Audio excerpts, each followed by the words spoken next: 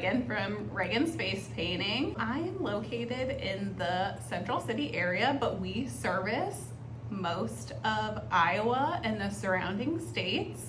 We will be face painting Maggie over here today as a rainbow tiger.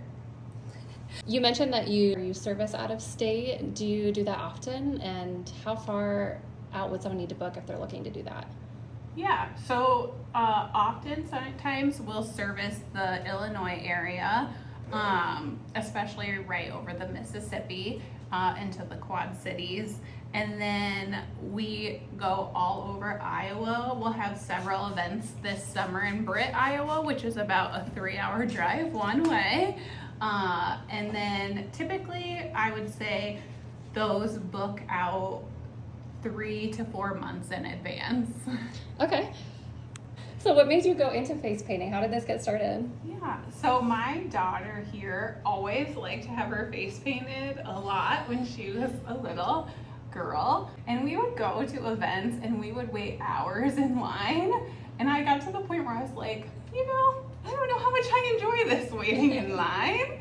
And so I had just kind of bought a little kit off of Amazon and started to teach myself by watching videos. And it all kind of branched off from there. So you were inspired. Yeah, by yes. the waiting. How long ago was that? Oh, I've been painting for I think 8 years now. So what kind of events do you typically do? Do you have a more popular one that you do, or birthday parties or anything?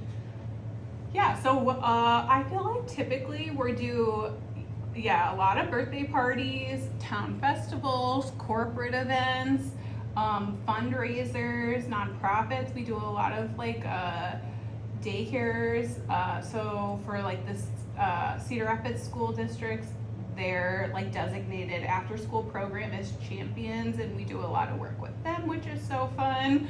But a little bit of everything. So it's pretty even keeled of what's the most popular. We just kind of get a little of everything on the books. Now, is it just you, or do you have anyone that helps you? Yeah, so we have 2 face painters under Regan's Face Painting, and then we have 2 glitter tattoo artists as well. And what does pricing typically look like for your events? Yeah, so it can vary depending on the type of event. So typically, I would probably like classify the difference of different events as a birthday party, and then a traditional event, or a nonprofit event. Mm-hmm. I feel like when I started face painting, I felt very passionately about the birthday parties. Being a single parent, I wanted it to be something that was affordable for families, because I know how quickly those costs can add up as in a birthday party process. And then also I feel like I do donate to a lot of different causes, and so I had a lot of passion around making sure that I could offer support to different nonprofits if they wanted to elevate their event with face painting, that they had an affordable option in that regard. So with something like that, would you charge by the hour depending on what the event is, or is this something? Yeah, so I would say 95% of the time it's a charge by the hour, but then I always try to offer like guidance if needed to the different entities. So like a lot of times with nonprofits, especially if it's like a brand new nonprofit that they're working with, sometimes they're unsure of, I need to have a face painter at my event, but I don't necessarily know how to handle the cost of that. And so sometimes I offer advice or support around like finding sponsorship or doing like tickets to help recoup the cost. There are a few events that I do per year, like the Pumpkin Patch, or like Tiffin Rec Fest would be another good example, where I come and then the end customer pays me if they would like their child to have their face painted.